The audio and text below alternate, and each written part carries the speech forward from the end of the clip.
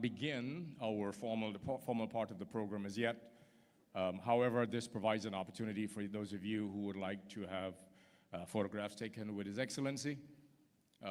We have dedicated the first part of this morning for that purpose before we begin the program formally. So please, once again, let's make our President welcome and his delegation. And you can now feel free to, in a very orderly fashion, that is. Yes, in a very orderly fashion. I would suggest, however, that you form a queue so that this is done orderly. So I'm going to ask that you form a queue at this aisle, everyone. Could you please follow the instructions? Please form an orderly queue. Excuse me, please. Could we form an orderly queue beginning at this aisle?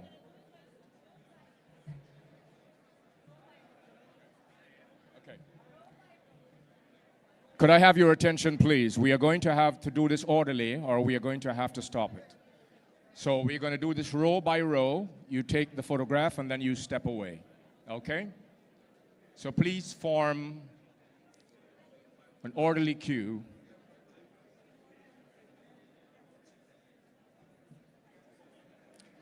Could you just form a line, and we would have to, one line please, one line that way and one this way.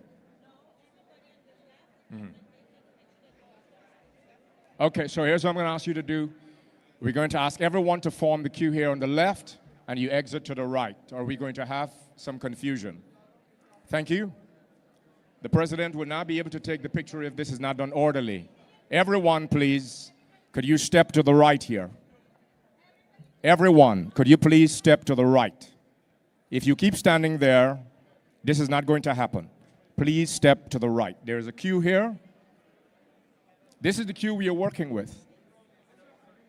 This is the queue we are working with, people. So let's do this quickly. Please, let's do this quickly.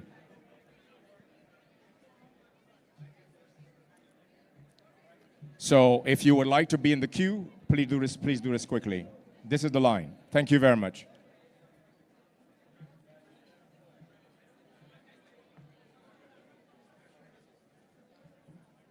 Those of you standing behind the photographers, you're not going to be able to get past them. So please form a line here. Thank you very much. Those of you standing behind the photographers, please join the queue on this side. You can remain there if you want to, but I'm saying to you, if you would like to have a photograph, please step this way. Thank you very much. Orderly, this way.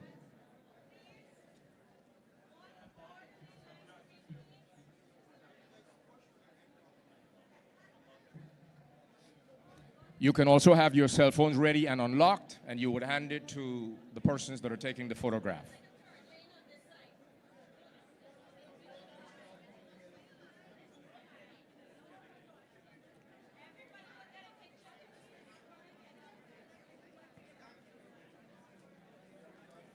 Again, please, you have your cell phone unlocked and ready, and you will give it to Mr. White.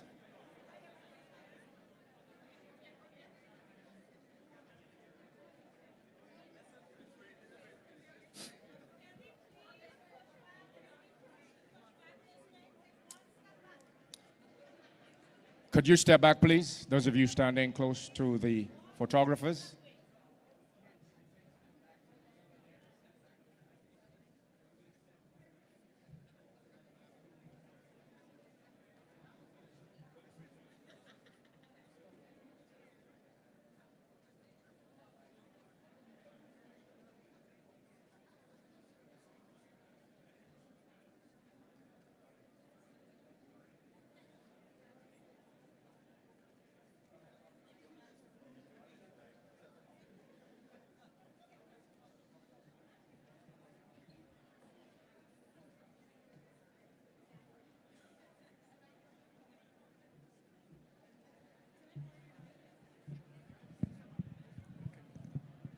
Good morning. Can the Consulate staff please report to the right-hand side of the stage?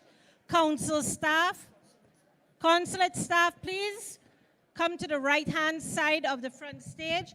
For persons who may have issues personal issues that you would like dealt with, please come to the right-hand side of the stage to meet the consulate staff.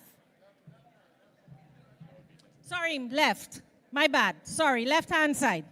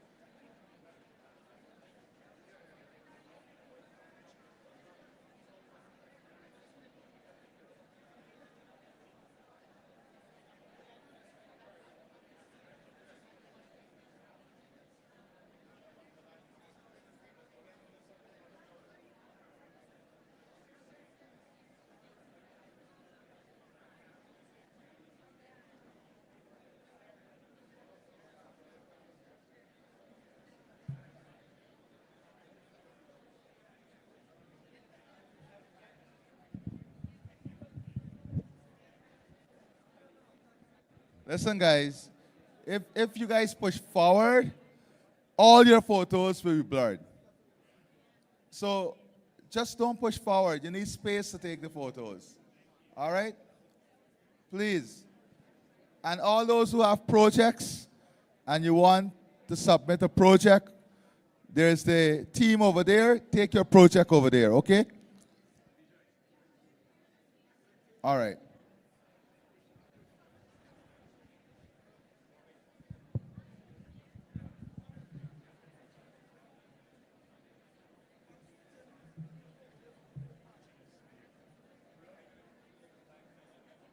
On this way. All right, so I'm going to ask everyone, please, could you just step back a little? The line, we're going to just take the line on this side. So those of you on the outside, please step back this way. That's right. So that you leave space for the photograph to be taken. Excuse me, the gentleman with the red cap. Hello, sir.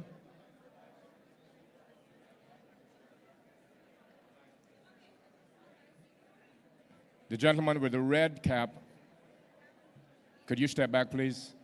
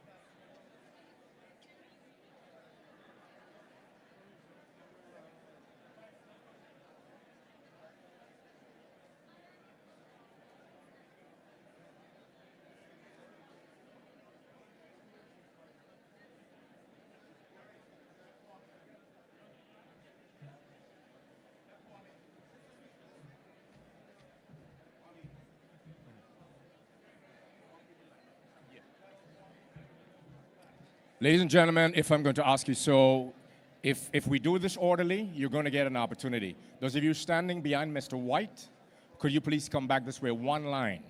Additionally, if we get this done properly, at the end of the president's presentation, you're going to have another opportunity to take some pictures. So if you do not get an opportunity now, you're still going to have an opportunity when the president is done making his presentation. So it may be good for you to take your seat. If you have already taken your photographs, take your seat so that we can be done with this very quickly.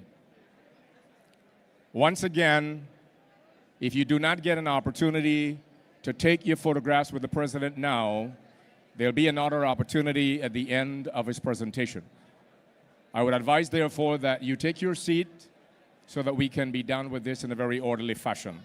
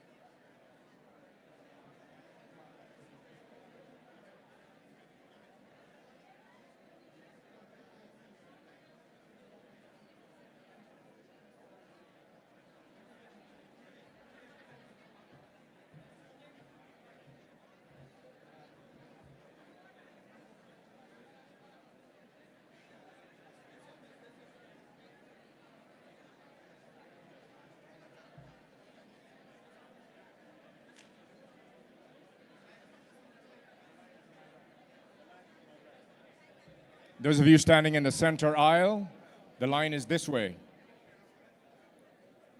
If you're standing in the center aisle, the line is this way. Please.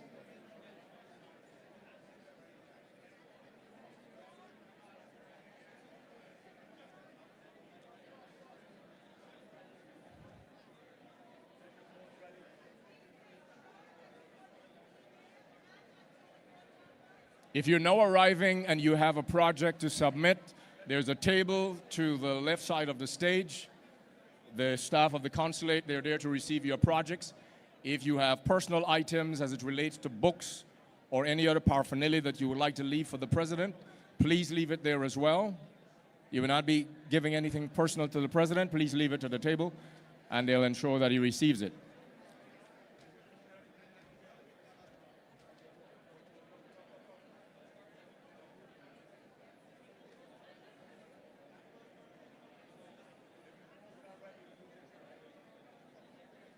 Please ensure that your phone is unlocked and ready before you get up at the head of the line.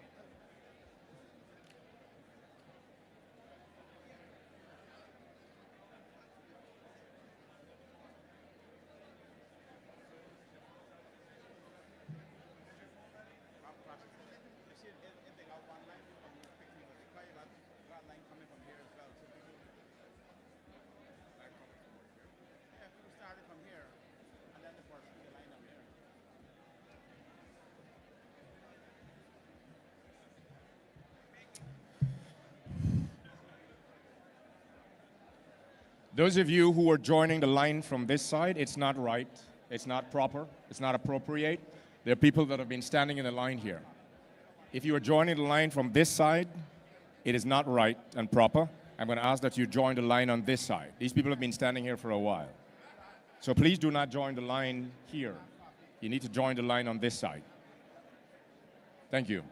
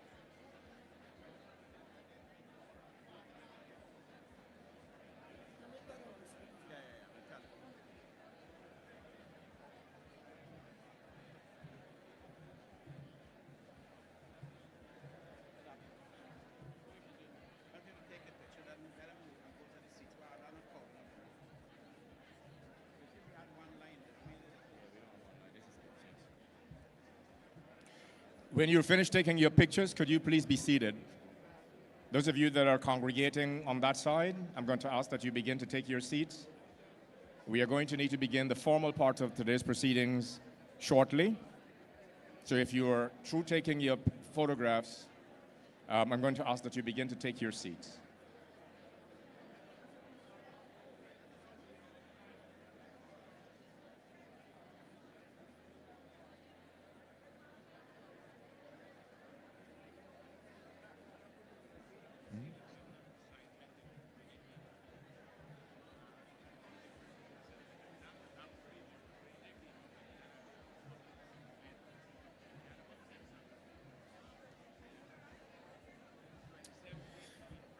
I would like to also advise you that you can check the President's official Facebook page for your photographs if you have taken it already. You can access your photographs on the President's official Facebook page. Once again, ladies and gentlemen, please begin to take your seats. We will need to begin the formal part of our proceedings shortly.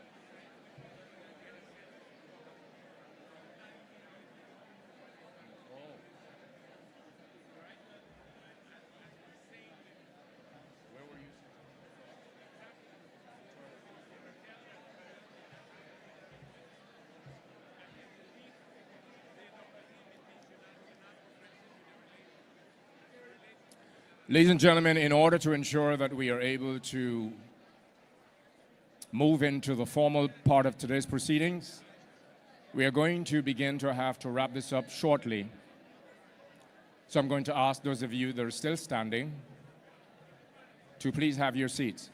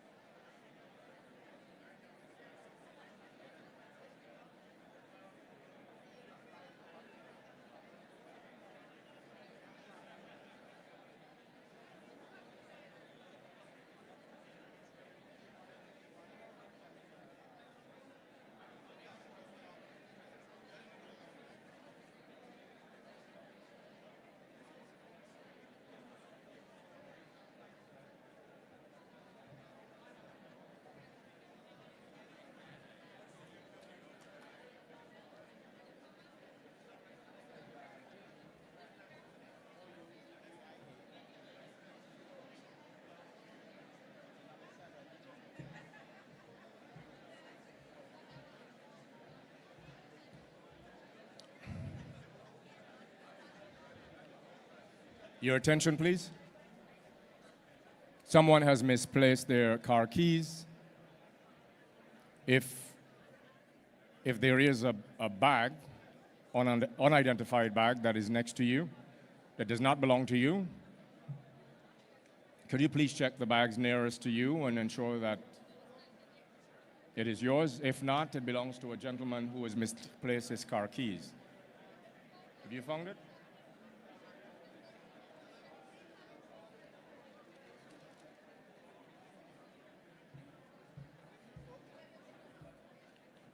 Please note all of the photographs will be posted online. You can access it on the President's official Facebook page.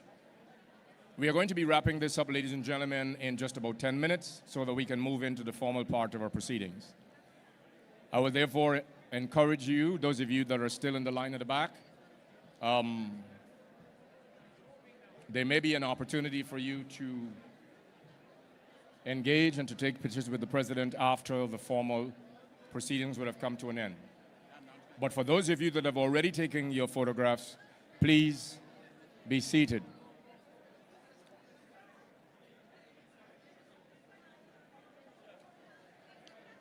I am confident that you are hearing me. So I am expecting that you will respond accordingly. If you are standing around, if you're walking around, could you have your seats, please?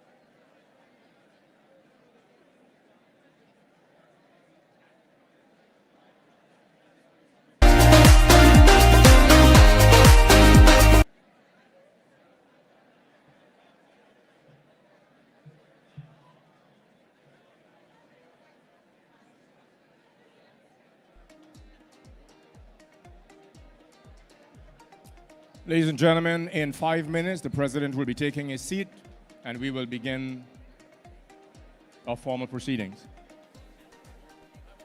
I will therefore ask that we begin to take our seats so that we can begin.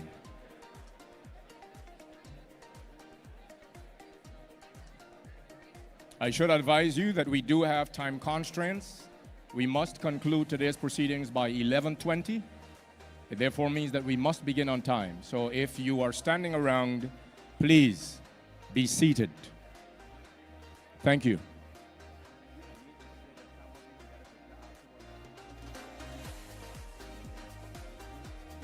If you have not been able to take your pictures with the President, you will have an opportunity after the formal event, after the formal proceedings would have ended, to do so. So please begin to take your seats, ladies and gentlemen.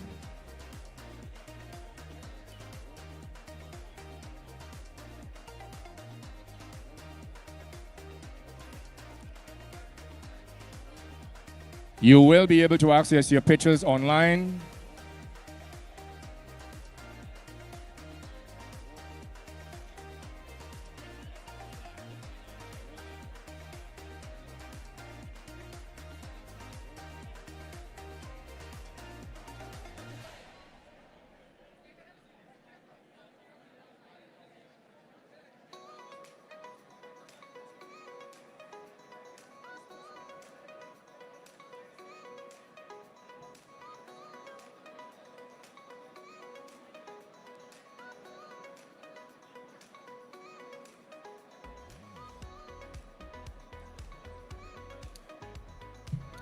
Once again, ladies and gentlemen, for the 27th time, please take your seat.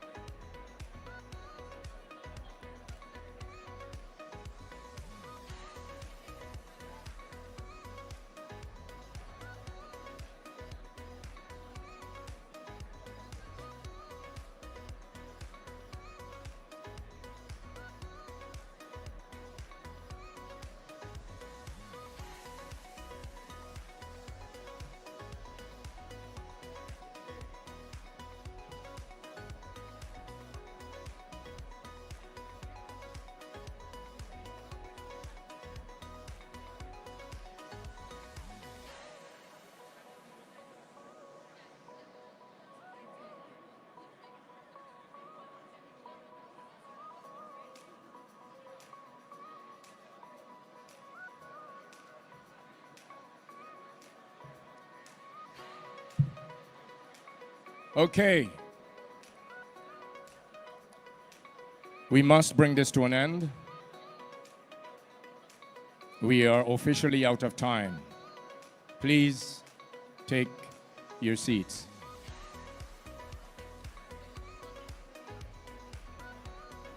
Those of you on this side, could you begin to take your seats? We are going to have to wrap this up immediately. You will have an opportunity at the end of the proceedings to take a picture with the president. Those of you on my right, okay. All right, come as quickly as you can. We're going to wrap this up in 3 minutes. Have your phones ready.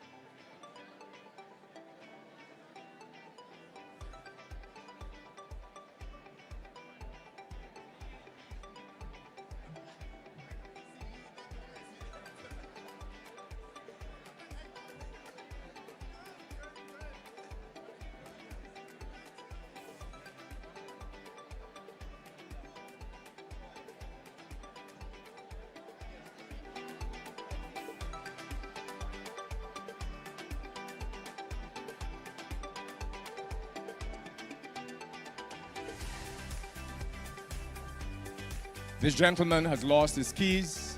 If there is a bag close to you that does not belong to you, could you check?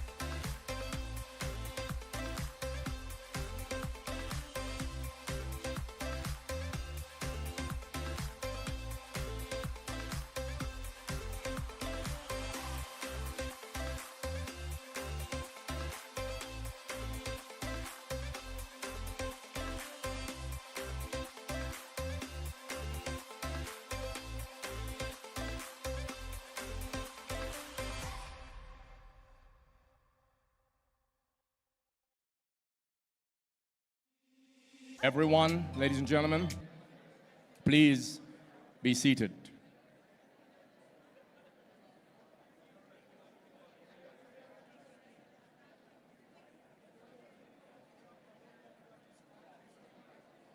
Yeah, I know, you told me already. I did.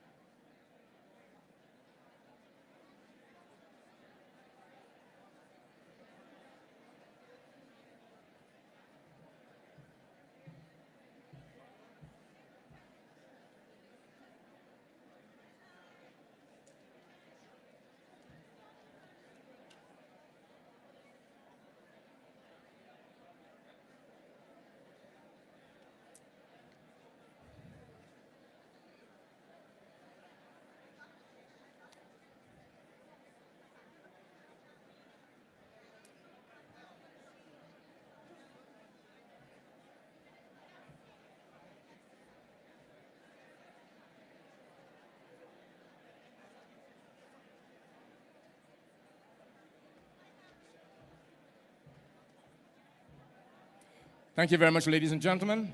Please be seated. Again, we will begin.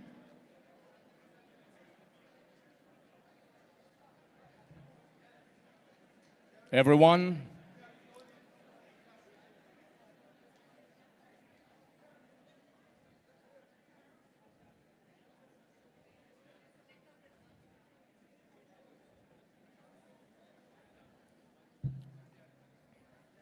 thank you.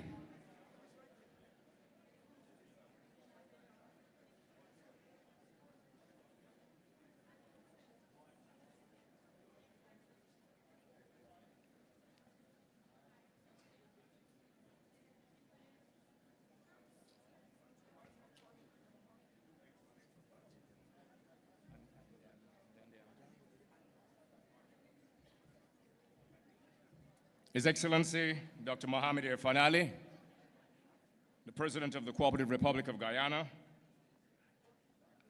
the Honorable Charles Ramson, Minister of Culture, Youth and Sports, the Honorable Vanessa Ben, Minister within the Ministry of Housing, Mr. Lennox Schumann, Member of Parliament, Ms. Cindy Sawyers, High Commissioner Acting of Guyana to Canada, Ms. Grace Joseph, Consul General Acting Consulate General of the Cooperative Republic of Guyana, Mr. Maniram Singh, the Honorable Consul of Guyana to Canada, Ms. Sandra Sukram, the Honorable Consul of Manitoba, Ms. Marcia Nadir Sharma, Director of Presidential Affairs, Captain Jerry Gavaya, National Security Advisor to the President, Mr. Anthony White, Chairman of Go Integrated Group of Companies. Ladies and gentlemen, good morning again, and thank you for your cooperation. Just allow me quickly to address some housekeeping matters. Just ensure that you are aware of the nearest exit to you in the event that we need to evacuate the building, the unlikely event that we need to evacuate the building. The washrooms are on the outside, in the foyer that is, on the extreme right. And again, if you were not able to have your photographs taken, if you behave yourselves, you may have an opportunity to do that at the end of today's formal proceedings. At this time, however, I'm going to invite Ms. Gillian Williams to come. She will be doing the land acknowledgement, after which we are going to have the national anthem, I think, of both Canada and Guyana sound. Please make her welcome.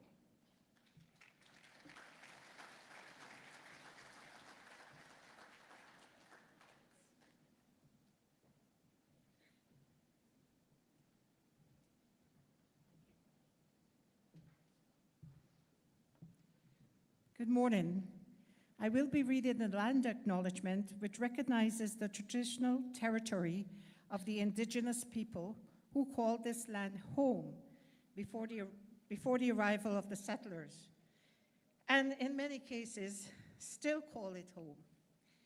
Indigenous peoples have been acknowledging the land at the start of gatherings, ceremonies, and events for time immemorial.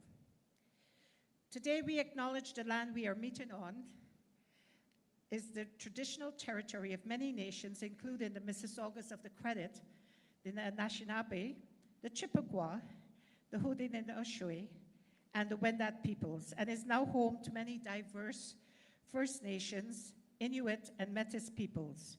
We also acknowledge that Toronto is covered by Treaty 13 with the Mississaugas of the Credit. Thank you. Yeah.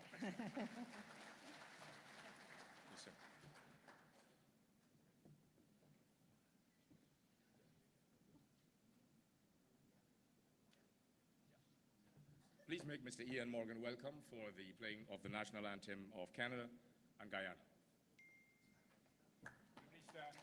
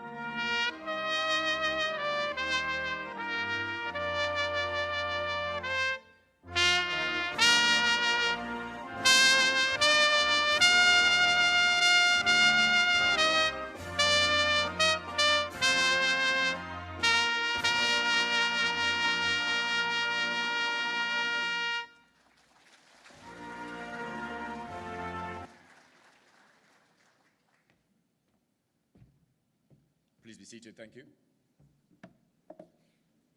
So Mr. Mani Singh is going to come, our honorary consul, is going to come to bring brief remarks.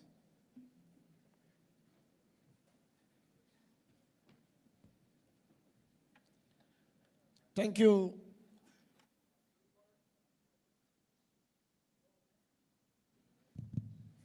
Thank you, Dr. Gilbert. Your Excellency, President Dr. Mohammed Irfaan Ali, members of the Government of Guyana, Minister Ramson, Minister Ben, Acting High Commissioner Sandy Soares, members of the presidential delegation traveling all the way from Guyana, leaders of our diaspora, religious and civic organizations. I just want to extend a warm Saturday morning welcome to all of you on behalf of the Consulate General of the Cooperative Republic of Guyana and the wider diaspora. Give yourselves a round of applause. I know many of you would have reached out to the consulate asking when the president will be coming, when he would be in town. Here's your opportunity. I'm very happy that you would have had the opportunity to take a photograph, a selfie with the president. I'm going to leave it for him to explain to you and to answer your questions. But I don't have to tell you, we are fortunate as Guyanese to living in one of the most exciting, interesting, and happiest times in the history of our country.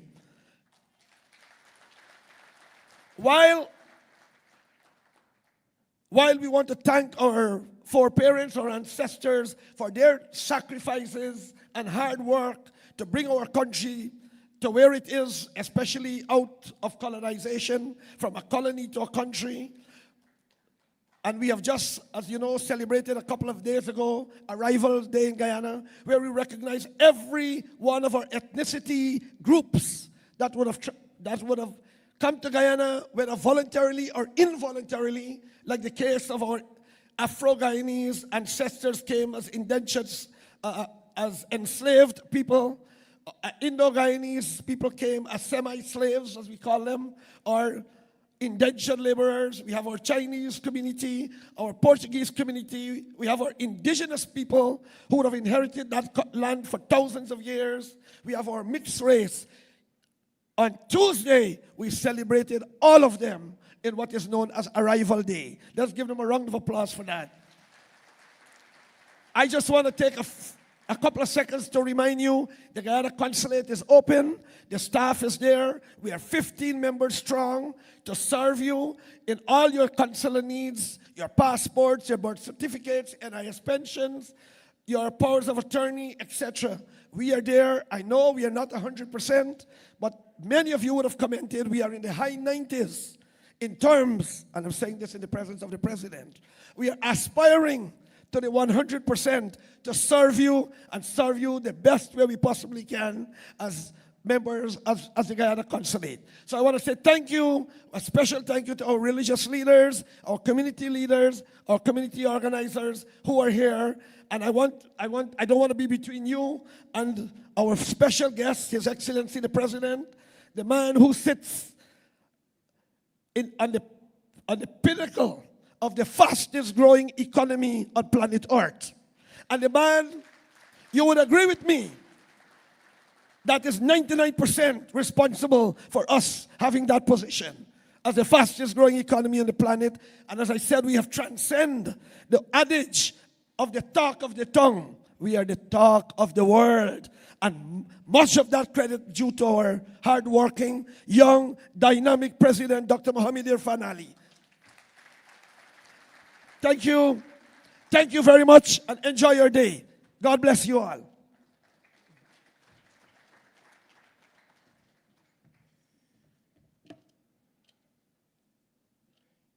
Influence, investment, information, identity, and integration. President Ali has defined the role of the Guyanese diaspora through these 5 pillars. Consequently, a diaspora unit has been established within the Foreign Affairs Ministry to provide structure and implementation to this vision of our president. Our presence here today and the presence of the delegation of our president affirms that these are not merely ideals, but the foundation upon which we are building the new Guyana reality. As we engage today, beyond just the taking of photographs, I encourage all of us not just to listen, but to hear, not just to look, but to see. Don't just dream, strategize. And before you leave today, may you be so much closer to making that decision, the decision to come home to Guyana. We are about to view a video presentation that captures the breadth of Guyana's development and transformational trajectory, narrated in a captivating rhythm of excitement and possibilities. The name, Imagine Guyana. So,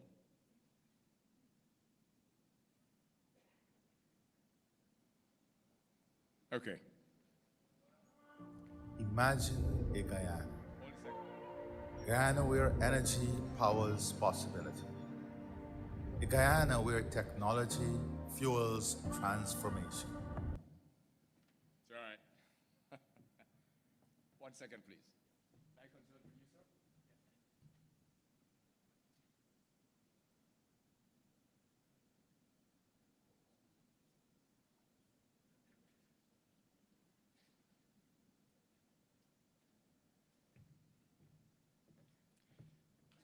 My apologies.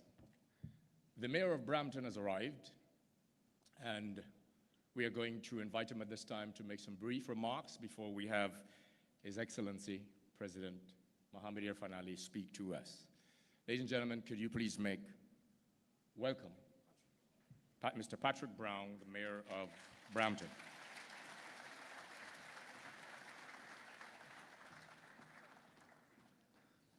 Well, I don't want to delay the wise words of the president who is beloved in our community any further, but I just want to say on behalf of the city of Brampton how honored we are to have such a great man visit our community and know that there is a diaspora here in the GTA that is fiercely proud of their roots and their ancestries, and the Guyanese diaspora in the GTA has been a gift to our country, and you see the diaspora flourishing in our city and in our region. And I have to say, they probably have the best events too. I think the Guyanese community in the GTA are the most fun. I've had the chance to attend many of them, and I just have to say, and whether it's a cricket match, whether it's a culinary event, whether it's many of the faith leaders in our community, and I see them here, the community is just absolutely extraordinary. I also have to say, I understand that the president's grandmother, known as Ma, is part of our Brampton Guyanese Seniors Club. So that gives us great pride that you've got family here in Canada. And know that there are many Canadians cheering you on. And actually, in 2020, when there was difficulty in the recognition of your election, there was actually a large delegation of Guyanese Canadians that came to our City Hall and said, we want to pass a resolution standing up for democracy, standing up for this great president-to-be. And cities across Canada passed that resolution, but the first city to pass that resolution calling to recognize that election was the city of Brampton, and I think it speaks to the fierce pride the diaspora have of their heritage, but the belief and confidence they have in this incredible leader. I also want to say, I think we have the biggest Guyanese Independence Party each year in the city of Brampton, and I'm told this year it's going to be number 60. So if you want to hear about a great party in a sea of Guyanese flags, the city of Brampton will be a sea of Guyanese flags very shortly. But an honor to welcome you here. Thank you for your leadership to the world and to Guyana.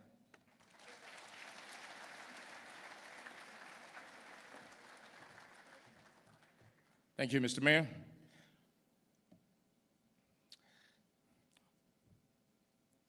As I was saying, ladies and gentlemen, and please hold the video until we're about to view this video presentation entitled Imagine Guyana. But before we do, we meet here today exactly 2 months short of 3 years since the President's last visit and diaspora meeting of this nature. At that time, President Ali was in the middle of his first term as president of the fastest growing, yes, economy of the world. And what a term it was, would you agree? And so, you all are aware that the people of Guyana returned President Ali and the People's Progressive Party civic administration to government with a renewed mandate and with a greater parliamentary majority, which is a signal of the nation's confidence in his leadership. President Ali began his second term, and notice I said second and not last, because he is still quite young, and with God all things are possible. Say amen. But he began his second term with much haste and speed that the pace of Guyana's development, I believe, far outpaces the development of any other nation in the region and beyond.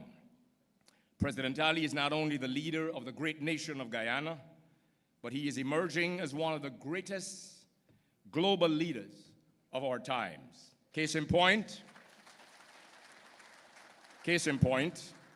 he received in 2023 the Pravasi Bharatiya Samman Award, the highest honor confirmed by the government of India on overseas Indians, recognizing his contribution to politics and community welfare. 2023, the Order of Freedom of Barbados, one of Barbados' highest national honors, awarded for his commitment to regional integration and food and nutrition security.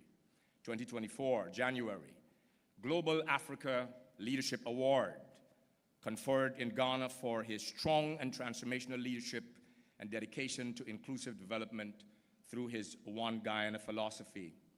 2025, Global Leadership Award for Open Innovation, awarded to the University of California, Berkeley. And most recently, just a few days ago, Visionary Leadership Award, bestowed by the Bilateral Chamber of Commerce in Houston, Texas. These, by no means, are a full reflection of the achievements of our president. But as a Guyanese,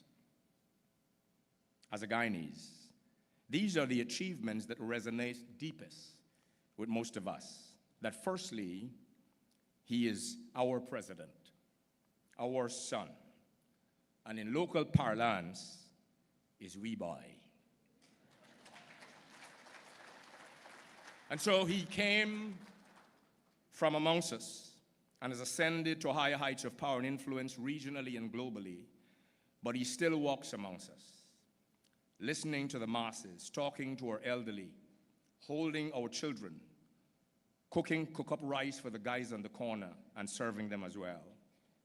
He is personable, maybe the most personable of all our presidents. He speaks, and the breadth of his knowledge is astounding. You listen to the brilliance of his responses yesterday at the Business Forum, and you understand that he is wiser than his age. He can speak with great clarity on economic policies and biodiversity, and in the same breath, waxes very philosophical and even religious, quoting very deep and profound insights that even Socrates and Plato would be impressed. But his passion for country and his love for his people runs deep and resonates in every policy of his government, every conversation, and every intervention. Ladies and gentlemen, immediately after the video presentation, the next voice you will hear is that of our president, Weeboy. When he comes, please stand and make him welcome. Thank you. Imagine a Guyana. Guyana where energy powers possibility. A Guyana where technology fuels transformation. This is where our transformation becomes real. From our offshore resources Energy now flows inland, strengthening industry, powering homes, expanding opportunity. At Wales, we are lowering costs and unlocking a new era of competitiveness. In Berbice, a second gas to shore project will deepen that transformation, expanding capacity, strengthening resilience, and positioning Guyana as a regional energy leader. This is deliberate. This is strategic. This is nation building. This is one region, one Caribbean. Energy is no longer our limitation.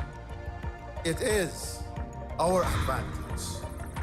A digital Guyana, where government services move at the speed of innovation, where artificial intelligence strengthens healthcare, where the Guyana Digital School brings learning to every child, where tomorrow's future is built today, where every space feels safe, where every transaction is completed at the touch of a button, powered by a secure national payment platform. Seamless, trusted, connected. One Guyana, one system, one touch.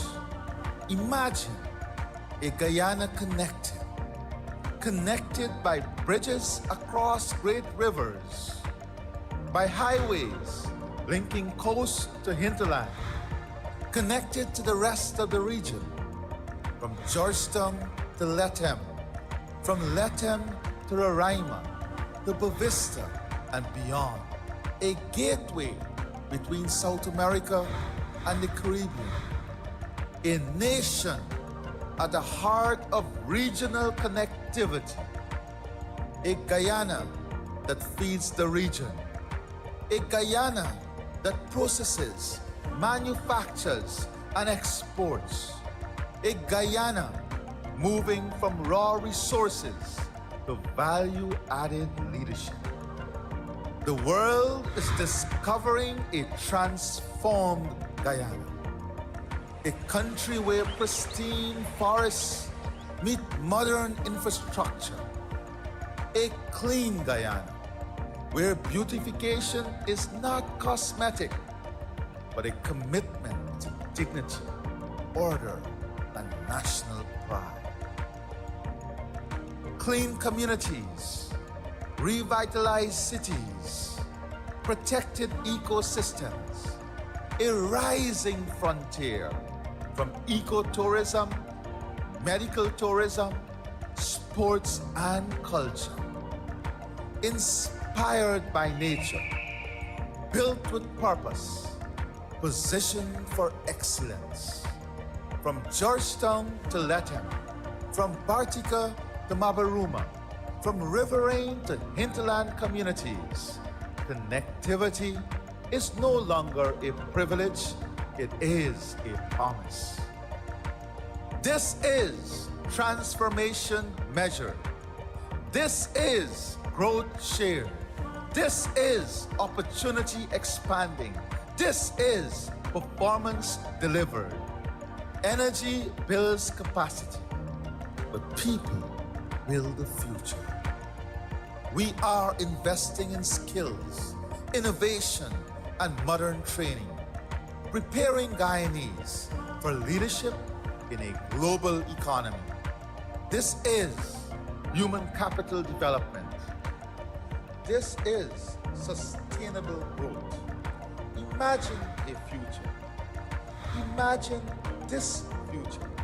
Now, stop imagining. It is our reality, our tomorrow, built today.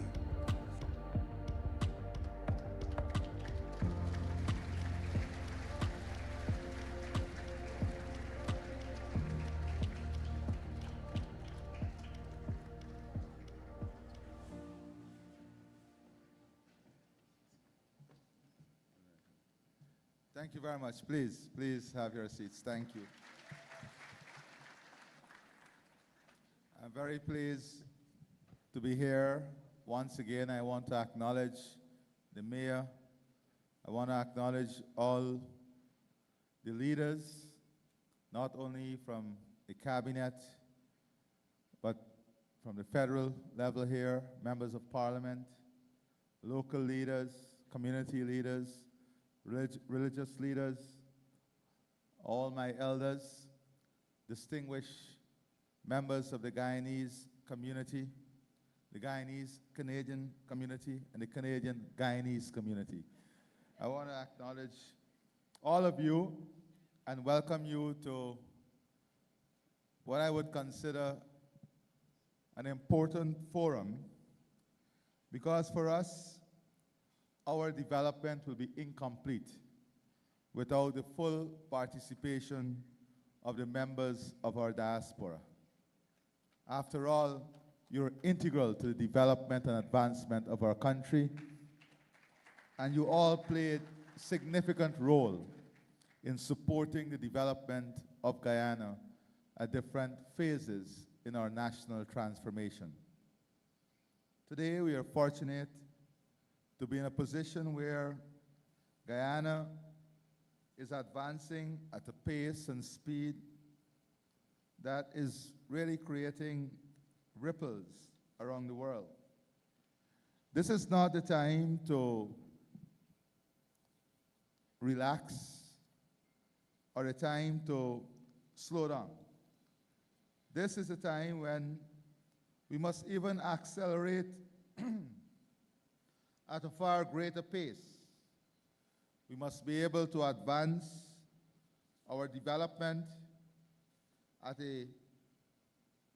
not only a greater pace, but with clarity on where we want to position our country globally. Today, our development is not only confined to the needs within our borders. Our development is in the context of the global economy. And our ambitions are very clear. We want to position Guyana as a leader in the global economy. We want to build an economy that is competitive, that is resilient, that can withstand shocks, and one that the world can look at as a model. We are building a model for global success. We are demonstrating to the world that balance is key. Balance is important.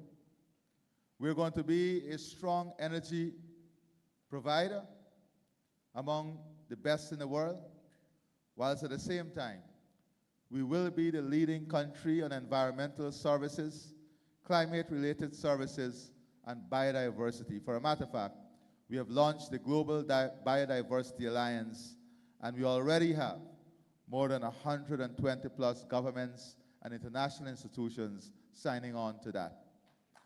In addition,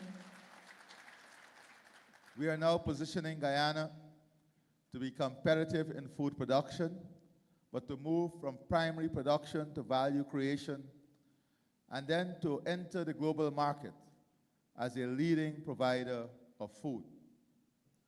All of this will be backed by a well-diversified economy, one in which ecotourism, human capital development, healthcare services that are world-class, and education services that are world-class will be foundational to the aspirations and development of our country. But none of this can truly achieve its full potential if our people, if the people of our country do not understand their individual and collective role in this process of transformation. Individual thinking and actions are a key component of national pride and prosperity. Whilst we advance an agenda to transform and beautify, it must be that every Guyanese contribute in a patriotic, nationalistic way to this development. You do not need a government to tell you how to treat the environment. You do not need a government to tell you about your responsibilities as a father, as a mother, your responsibilities to your community, your responsibilities to protecting recreational facilities, your responsibilities in the way you treat animals. Those are human aspects, human values that every one of us must uphold. So the success of Guyana and the success that we are building is not only in physical infrastructure. It is not only in better health care and better services. It is not only in beautiful buildings. It is not only in beautiful parks. It rests heavily on the way we behave, on the way we treat each other, on the expressions of love, on the expressions of unity, on the expressions of oneness, on the foundation of faith, on the value system we support development on. Those are the things that many people will refer to as the soft component of the national architecture. In my view, they are the foundational pillars of national architecture. And if we don't fix that, if we don't fix attitude, if we don't fix behavior, if we don't fix the way we process things, then we will not be fixing the problems in a holistic and integrated way.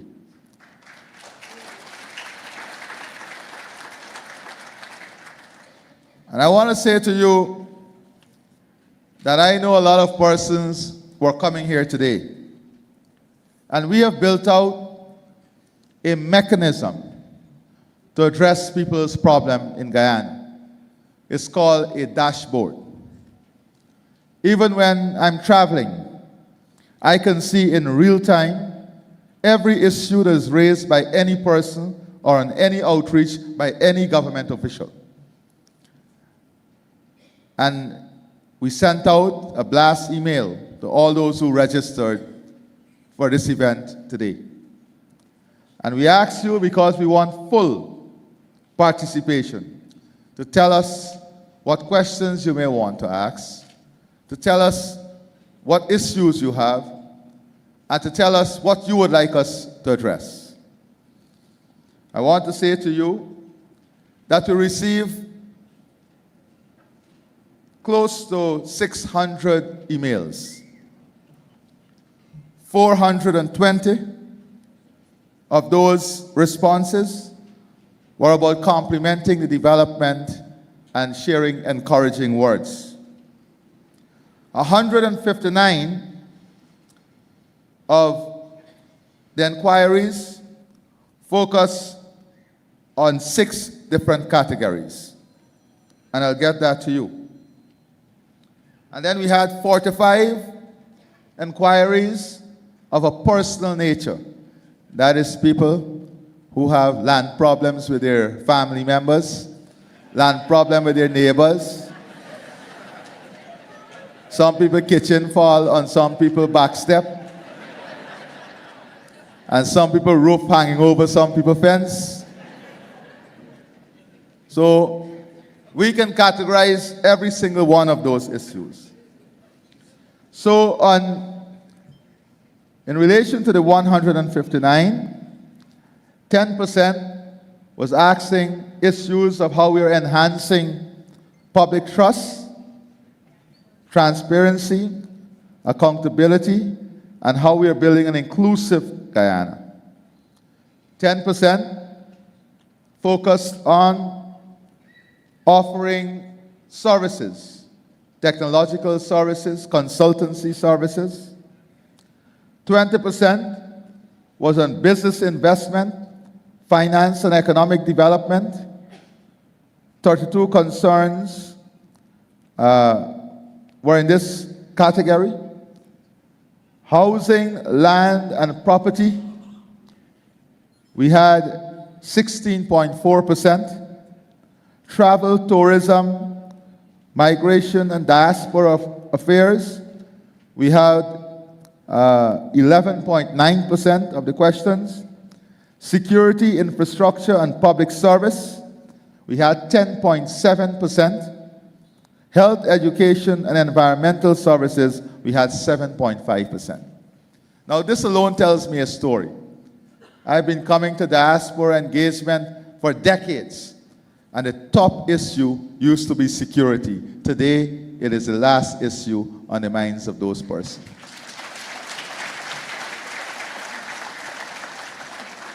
Guess what is the top issue today? How can we invest? How can we be part of the development? How can we own a home? How can we be part of the building out of Guyana? And that tells you a story. That tells you that the story of Guyana is one that is positive and one that is transformative. And this alone tells about the different period in our history. And I have one further announcement to make. And just to let you know, all of this was generated at the touch of a button. A pie chart showing all of the issues. And then, just for public accountability, all of the questions and comments sent to us by email. Everyone we went through. Some of you, if you check your phones and your email now, you'll be receiving responses to your queries. Some of you will be receiving documents. So by the end of today, at least 159 persons who raise an issue will receive an electronic response with advice and documentation from the government of Guyana.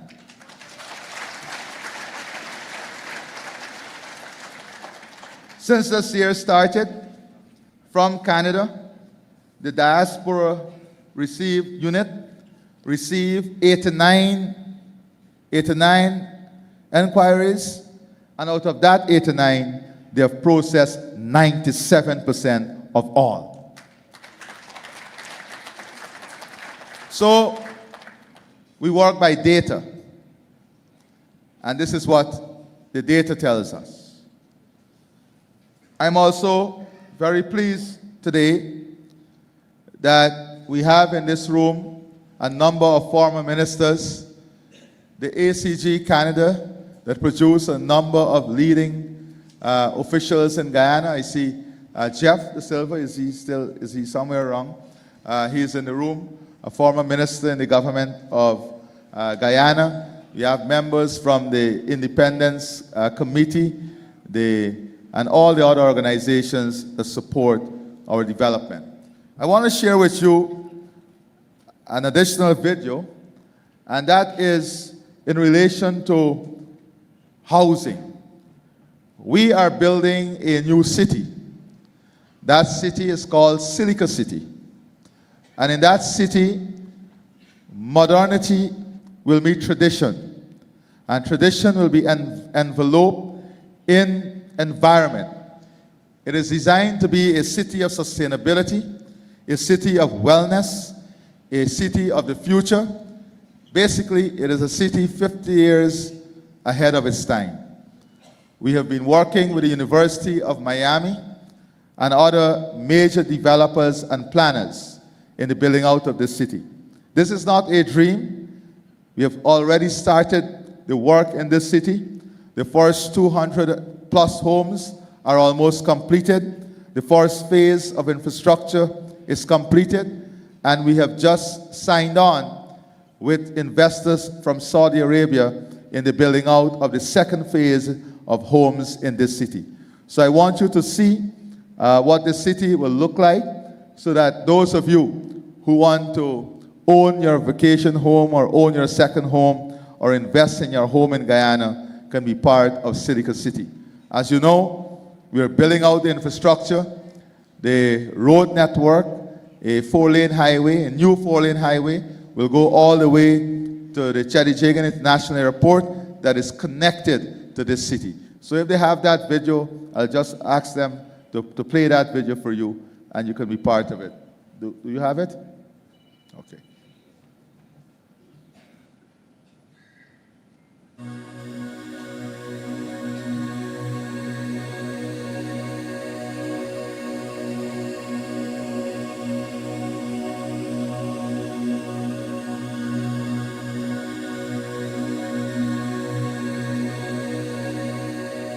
We are presenting the completed planning model of the Silica City. You will see during the course of this video what you will get in Silica City.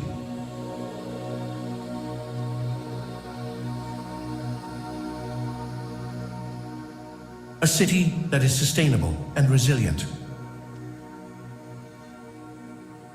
A city that is naturally beautiful. A city that is modern and innovative. A city that is in advance of its time. A city that will be built for 100 years ahead. A city that will bring tremendous interest and position Guyana as one of the most sustainable stories in urban development.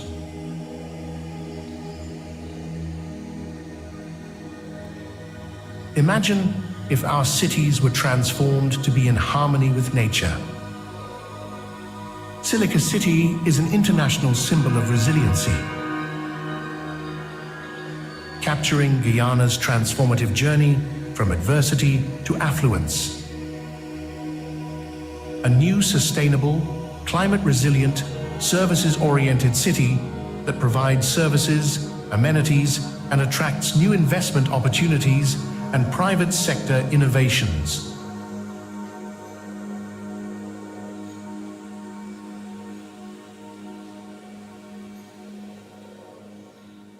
Silica City represents the will of the people from Guyana, which allowed us to complete this dream. And today, we are well on the journey of delivering the dream of Silica City, making Silica City a reality.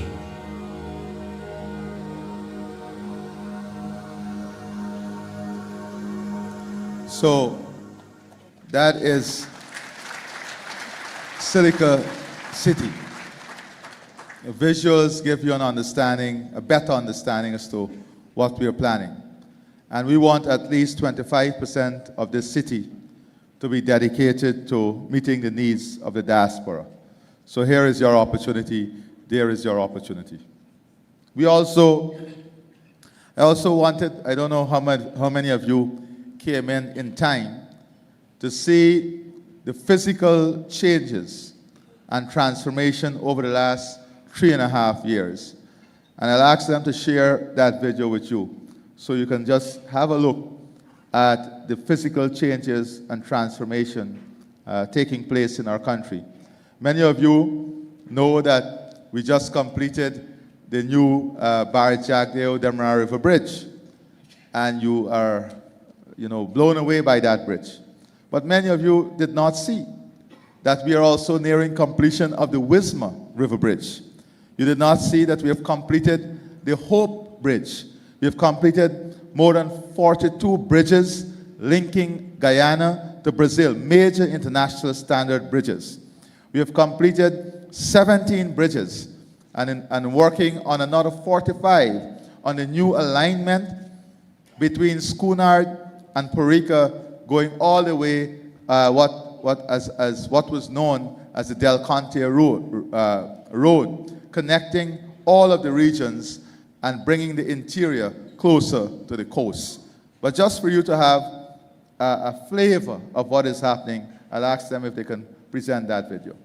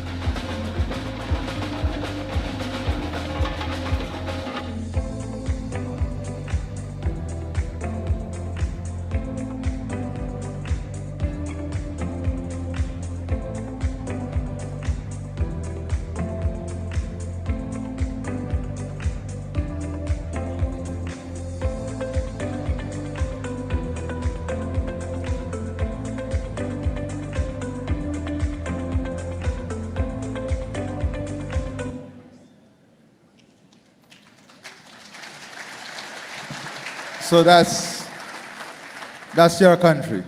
That's our country. That is a process that is unfolding before us. Most of that in the last 4 years. And the next 5 years will be moving at a much more rapid speed and pace than you'll have seen there. You know, point to one economy that in 3 years provided or produced 14 internationally branded hotels, either completed or under construction.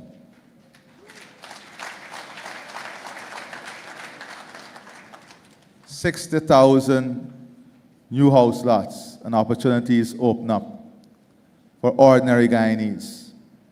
There was a time when the average age of home ownership was in your late 60s. You had no dream of owning your own homes. Today, the average age of home ownership is below 35, and in most cases, in most regions, below 25. The lowest interest rate for housing in the region, and perhaps most competitive globally. These are the things that are ongoing. But yes, you can also look at social media and see persons who are interested in identifying some of the challenges that still exist. And in every society, there are challenges that still exist. I can show you 1,000 new roads, and I can show you 5 potholes. That is why the work of development and the process of development is ongoing. But it is in your determination to determine whether the glass is half full or half empty. Do we have the answers for all the questions and challenges we face in the world today? None of us can say we have it. For a matter of fact, the world is changing at such a pace and with such significance that every 5 minutes there is a global shock. Every 5 minutes. We have to be able to function in this global environment. We have to be able to survive in this global environment. That is why you see in the video, the focus is broad-based. It's on modernity, but still heavily focused on environment, sustainability, diversification, economic diversification, and building out a system that is reflective of the growth and development and aspirations of our people. But central to all of that is culture, people, the arts, traditions, and values. Those are elements of our development that we must be able not only to keep, but to build, to make stronger. Because our culture and our art are an important part of our economy. There's an economic value to that. And that is why today we are building out the orange economy. You will see right here in Toronto in September, Guyana playing a big role, or Guyana being part of the TIFF, the Canadian Film Festival. We will have a massive showing there because we are taking a strategic decision to collaborate with the TIFF officials and the organization to help us build out that orange economy. And from the time we had those meetings, what I saw was a stream of messages coming my way about Guyanese here in Canada who are already game changers in this industry. And we will be reaching out to all of you to be part of the building out of our film industry and our orange economy in Guyana. So we want Guyana to be seen, to be heard, to be felt. We want Guyana to be experienced in every space. only yesterday, I had a very successful meeting with your Prime Minister. And in that meeting, we discussed a reset on how we can develop the new framework for cooperation between Guyana and Canada, our new priorities, our new realities, and how we can accelerate the interests of Guyana and Canada in a development construct that is proactive and one in which bureaucracy does not hinder the opportunities that are ahead of us. And I must say that it was an exciting meeting and a very forward-looking meeting. And you will see the outcome of that meeting. You will see the results of that meeting unfolding in the coming days, weeks, and months ahead of us. So I believe today that we can all be part of this story. We can be part of this story by playing a role, by positive messaging, by promoting Guyana. But importantly, we know too that you want to also benefit from the transformation. I know many of you continuously ask about how you register on the old age pension program, because it makes sense to register now, right? And it's non-contributory. As a matter of fact, we have had massive registration from people in the diaspora. And then many of you want the same speed of the dashboard to be applied to cash grants. But development is incremental, okay? One of the things that we have to guard against is how we balloon the current expenditure. Because if you balloon the current expenditure, then you will have difficulties in the future. Our major investment must be in growth-oriented projects and programs. It must be in creating new opportunities, new areas of wealth creation, adding net value to families, and creating greater access to capital and business opportunities. That is why infrastructure that will open hundreds of thousands of acreage of land for agriculture, housing, industrial development, manufacturing, building out modern infrastructure that increases the value of property so that you can leverage that liquidity and grow new businesses, build new enterprises. Those are the things and the focus of the investment. So let me say, I don't know how many of you also would have gone back to Guyana recently. Let's say compare 4 years ago to going back today. You will see that we have made tremendous improvement in the immigration services, the speed at which you clear through the immigration, and that has changed tremendously. But then you will tell me that we have a second bottleneck, and that is the speed at which customs operate. And we are fixing that now. So we are bringing in AI-backed scanners where we are removing the human interface, and we are putting technology as the first interface, and we're going to change and amend the laws so that we give you the opportunity to self-declare. And if you lie in that self-declaration, in the first instance, you will pay a fine. In the second instance, you'll pay a higher fine. And in the third instance, you'll experience the luxury of jail. So it's a very efficient system we are building. Very, very efficient system. Because we don't want lines. We upgraded the airport. The airport processes 800 persons per hour. That's the capacity now. And we have already outgrown it.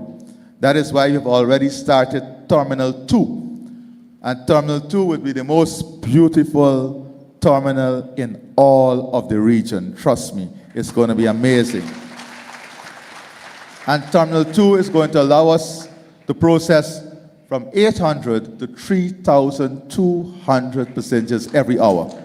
So the efficiency that we're building, in another maybe 2 or 3 weeks, you will see our immigration, the forms that you have to fill up, that form will be completely replaced, and you can do it digitally, and it'll be a very, very short version of the form, no longer essay writing.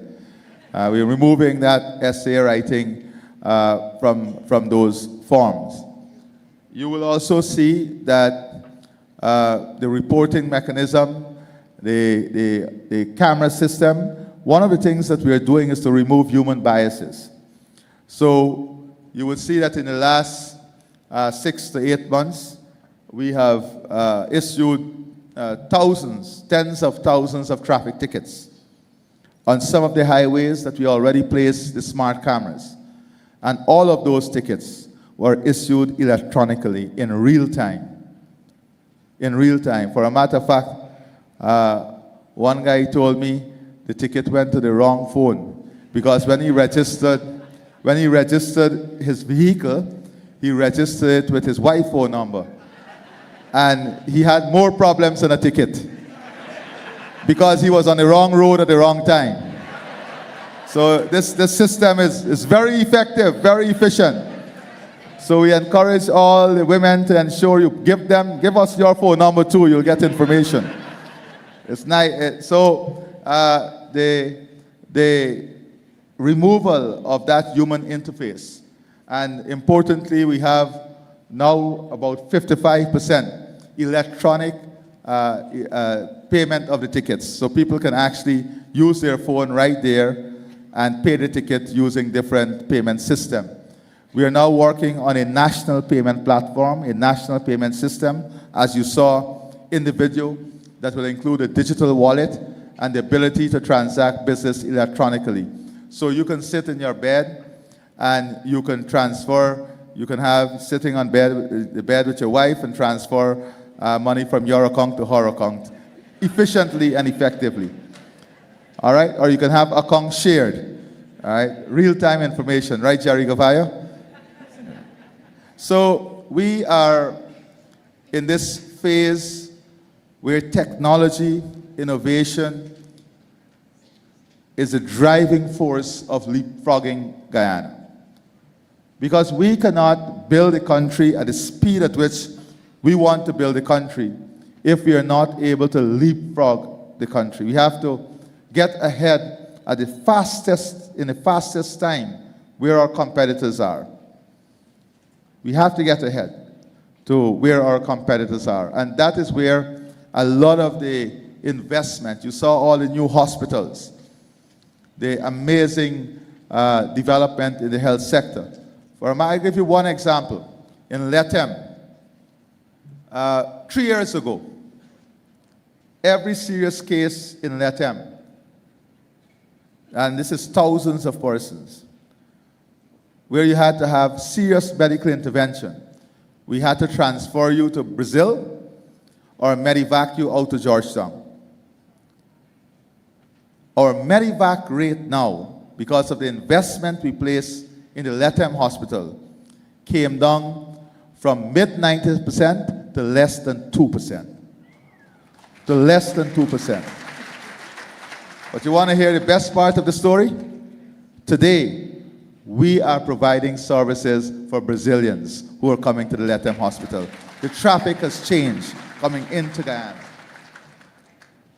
These are the things that we are doing. You know, yesterday I met someone at the mosque and they said, Mr. President, I should have come to Guyana for the vaccine. Apparently you have to get some vaccine to go to Hajj. And in Guyana we give that free of cost. And here you pay between 400 to 600 Canadian.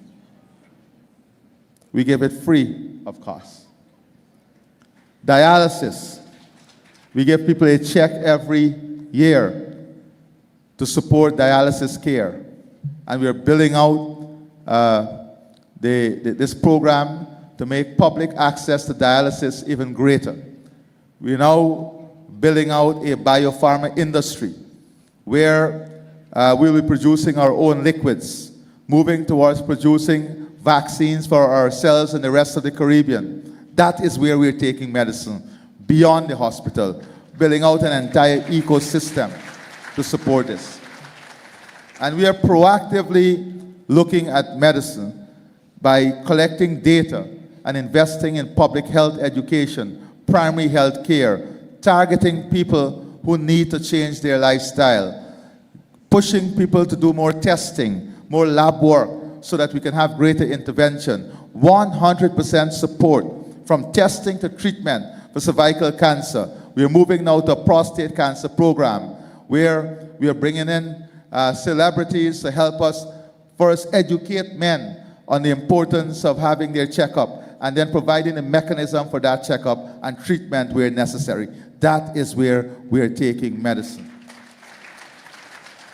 Building a modern cardiac support system.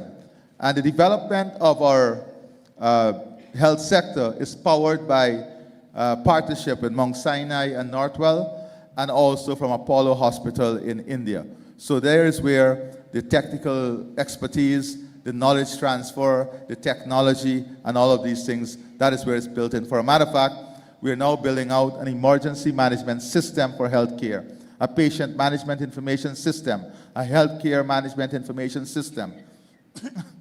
And I know a few persons here who came back to visit their relatives recently in the new hospitals that we have built. And they can tell you about the level of service, they can tell you about the efficiency of service, and they can tell you about the equipment and the technology and the modernity that we have at these hospitals that are across all the regions. And we are building a number of other such hospitals to support world-class healthcare in Guyana. World-class healthcare. And that is why we're seeing structural changes in the way people approach healthcare and the level of access to healthcare. But, you know, with every level of service, additional level of service you give, there'll be additional demand for that service. And that also creates its own bottlenecks. As we celebrate our 60th anniversary this year, you will see an amazing announcement that will shock you and shock the world maybe. Because we are about to do something that most developed countries has not done as yet. We are about to leapfrog cardiac, healthcare, and robotics in a way unimaginable. Unimaginable. And you will look out for that announcement, and you will be very pleased to know where Guyana is heading. So, let me express my sincere gratitude to all of you who have taken the time to come out and be part of this diaspora engagement. I know that many of you have busy schedules, family obligations, professional commitments, and countless demands on your time. Yet you choose to be here this morning because despite the miles that separate you from home, Guyana still lives deeply in your hearts. That commitment to country, that continuing connection to your homeland is something that deserves recognition and appreciation. I also wish to extend special thanks to the Consulate General and the entire team of support here for arranging and facilitating this engagement.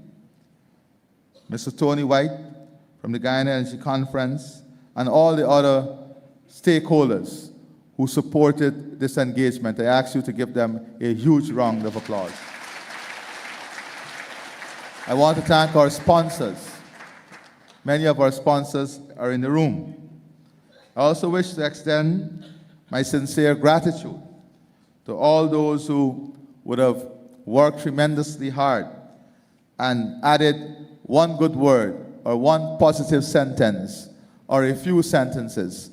You went on social media and you gave one positive contribution that allowed my re-election and the re-election of the People's Progressive Party civic government. I thank you sincerely. I thank you because you are part of making the right choices and right decisions. You're a part of influencing the right choices and the right decision. And to those of you who may not have supported, those of you who may still have unanswered questions, we hope with a clear conscience that the coming years will allow you to make a decision that allows your conscience to rest in peace and allow your conscience to freely experience the sweetness of development and progress under this government. I want to say that the next 4 years of my life will be spent not only on developing our country, but realizing the dream of 1950. The dream of 1950, when a political entity was developed, and that political entity was developed not only to achieve freedom and independence, it was developed to allow our country to aspire to its goals in a unified way, in a total way. We know that external forces, influence internal forces, and a split occurred in 1953. A split occurred that fractured our society. I hope and I dream that we will get back to 1950, and under the umbrella of the People's Progressive Party and One Guyana, we will bring everyone back to the table. We'll create the space in which all of us as Guyanese will embrace a common framework, a common philosophy, and a common drive towards a development and a country that will be prosperous, enabling, and fulfilling for every single Guyanese. And that, for me, is the hardest task ahead of us. 60 years of independence, 60 years of struggle, 60 years of political history, 60 years of experience. Now is the time to dig deep, to reach far, to enable, to work and lead with our hearts, to think and move with our brains. This is not the time for any divisive policy. This is that moment in time when love, tolerance, patience must be foundation to the philosophy that builds our country.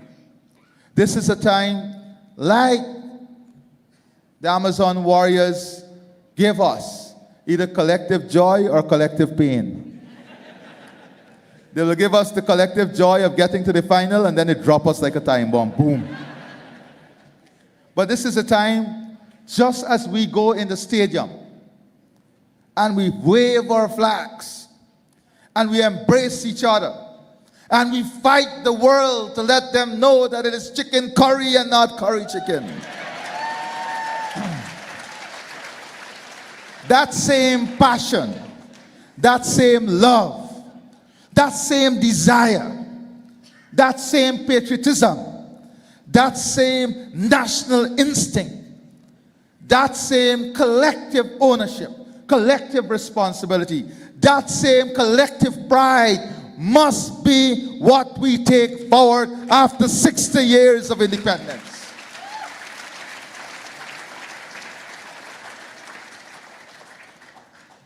We have been blessed by the Creator.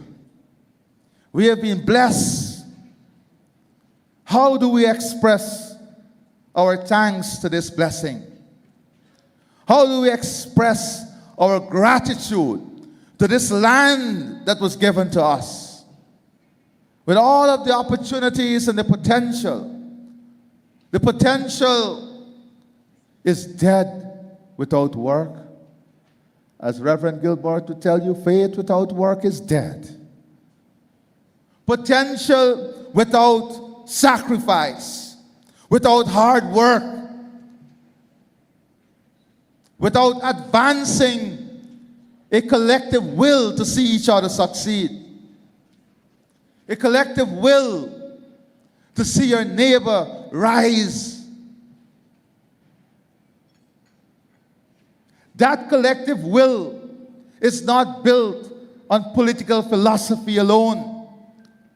It is built on individual pride. It is built on individual character. Because if you're an individual that only see things in the eyes of race and division and hate, you need help. Because you will live in constant pain. You will live in constant conflict. Because you see before you something that is good, but your mind and your brain is trained to process it as something that is bad. And you're in conflict with yourself. You're unhappy with yourself. And you demonstrate that conflict and unhappiness in your social media posts. Don't be in conflict with yourself. Let us rid ourselves, after 60 years of independence, of the weight of hate, the weight of division, the weight of race baiting, the weight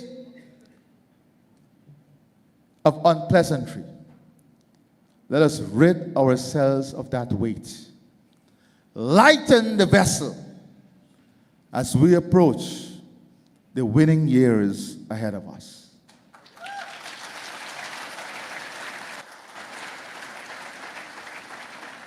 And the opportunities are going to be there for you in the diaspora. We have just launched the expression of interest for you to invest in the fertilizer plant, the first fertilizer plant, in the gas bottling plant, with guaranteed rates of return that no bank or investment vehicle can give you. You now have that opportunity. Focus on this. Focus on the goal of development. Focus on the goal of positioning Guyana at the center stage of nature tourism, ecotourism.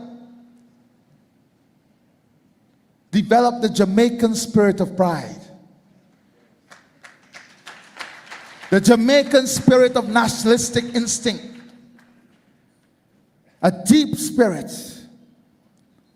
A spirit that is always first about country and then about person. In their greatest difficulty and challenge, the Jamaican front page will say, one love. It will say, reggae boys. It will say the land of dreams and opportunity. I went there in their greatest adversity. A group of us from CARICOM, the first to touch down in response to the hurricane. And in all of the adversity, in all of the destruction, unimaginable at scale, I walked with the people. And they said, President, thank you for what Guyana is doing, but God is good. God is great. We still have life. They sit in front of completely demolished communities and not a word of anger. God is good. God is great. We have life. We can build again.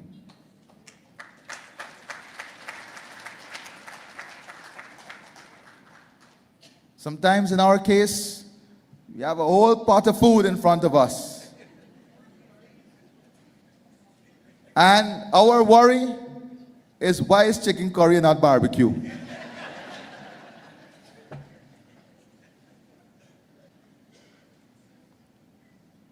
But these are important things for us to process.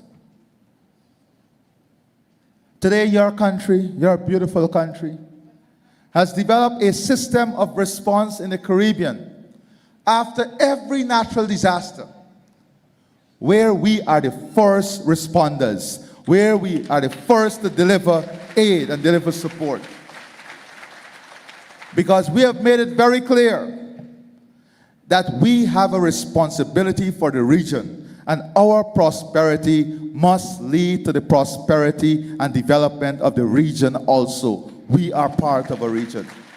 We are not an island unto ourselves. And that is a foundational pillar of this Guyana we are building. That is why when we developed the Guyana Digital School, we invested in this. And it is available for every single child in CARICOM.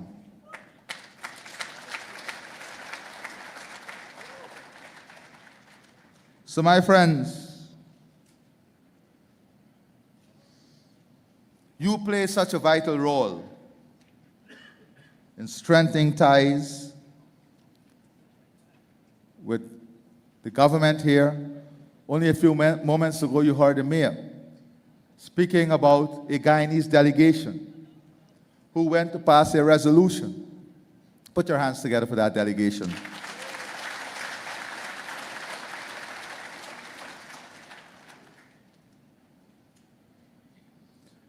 I urge you to liaise much more closely with the diaspora unit.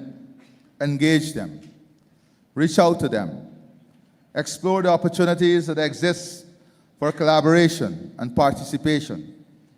Because the development of Guyana is not only for those who reside within our borders.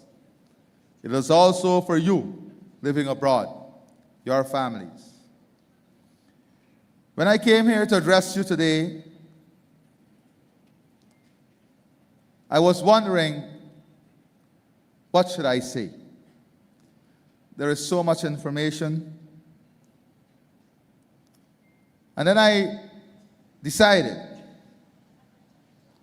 that in addition to what I want to say by writing, I want to say by what my heart tells me. And my heart tells me that we in the diaspora must train ourselves out of the old Guyana we contemplate and embrace the philosophy of the new Guyana that is being built.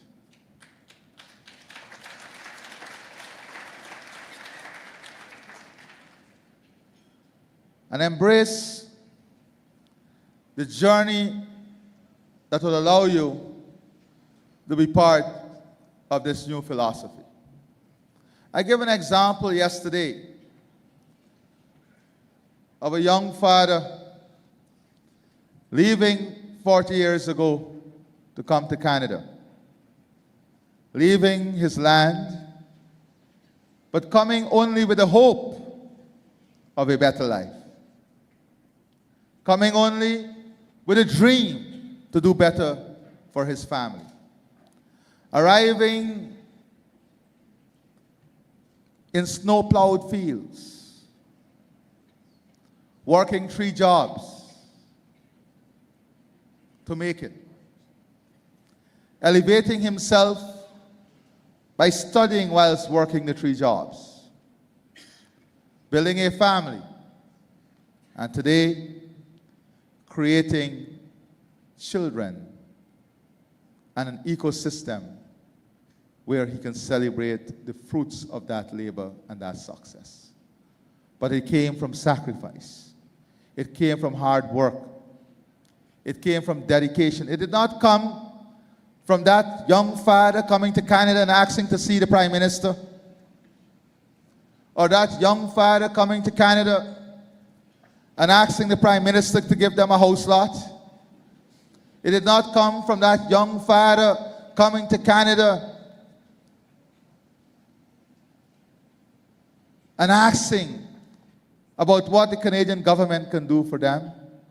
It came with that young father coming to make sacrifices with a belief that hope exists, that betterment exists, that opportunity exists. And my dear friends, this is a story of many of you in this room. Young people who are here, this is a story of your parents. This is a story of your grandparents. You did not inherit. Many young people come up to me here and say, I'm a doctor, young engineer, young technician. And their parents are very proud. This is my son. He is a software developer. You did not get that by accident. At least the genetics tell you that your parents had the ability to be the same as you were. They did not have the opportunity. That is the difference. It is their work and sacrifice that give you that opportunity.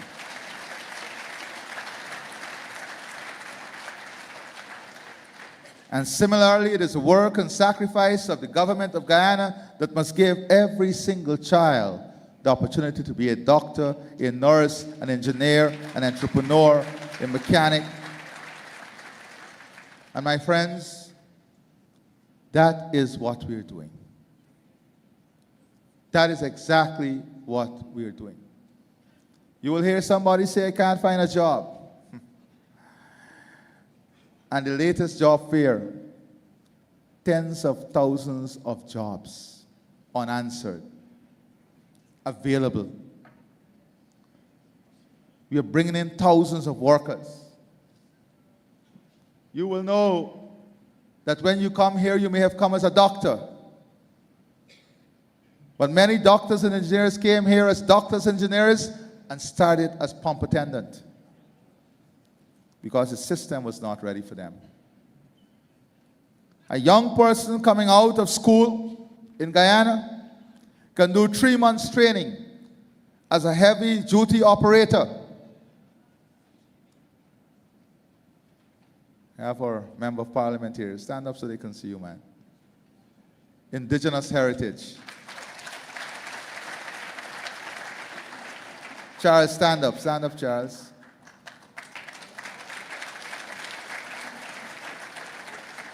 He's not only good looking, he's brilliant. Vanessa. She's not only beautiful, she's extraordinary. She led our work on the forest with great intensity. You have our national security advisor. He was wondering if I'll call him. But that's our Portuguese brother stand up. Manny Ram is here also, the chairman of the Police and Public Service Commission. You don't need to tap him to stand up, he'll stand up anyhow. So we have this opportunity before us. I was telling you about a heavy-duty operator. You can come out of school, train for 3 months, go and maybe get a minimum salary of about $2,500 US, $2,000 US per month. The propensity to save for that young person is far greater than what you will have here. And let me tell you something else. That young person can then study the degree program online, because we have 42 participating universities on the Gold Scholarship program. But you may have a young person coming out of school and decide that they don't want to go and sit and operate a machine, but they want to put on a tie and wait for a job as a teller in a bank where the salary is not even 50% the starting salary of what they will get as an operator. Why do I give you this example? I give you this example to say that the processing and the thinking process need adjustment. Your children here, and you have to help tell the story. Your children here, when they're in university or in high school, they go for attachment in the supermarkets. Am I right or wrong? They go for work attachment in the restaurants. Am I right or wrong?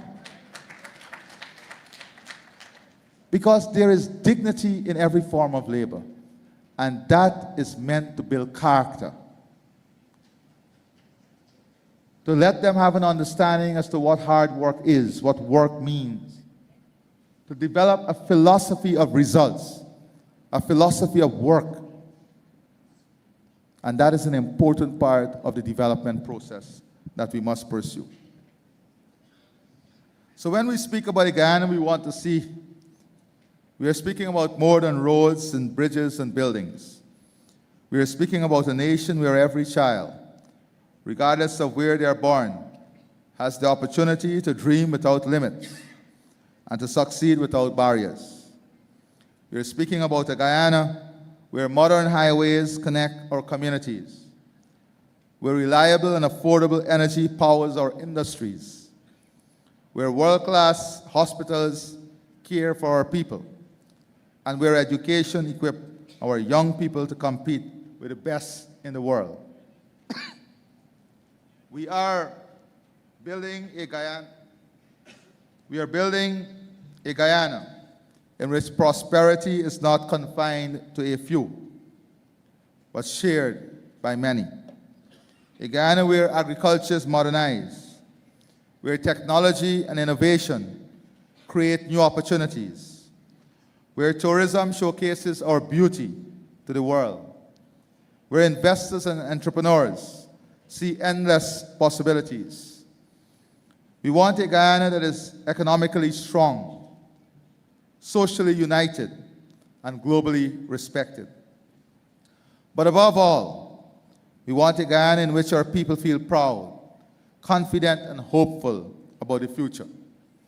A Guyana that no longer sees its sons and daughters leaving because opportunity is scarce, but a Guyana that attracts talent, investment, and ideas from every corner of the world, including from our diaspora gathered here today.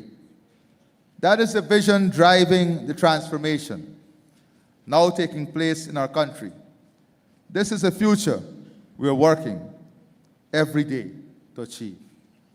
Many of you would have heard these headlines. Many of you would have read the reports. Yes, our economy is now the fastest growing economy in the world.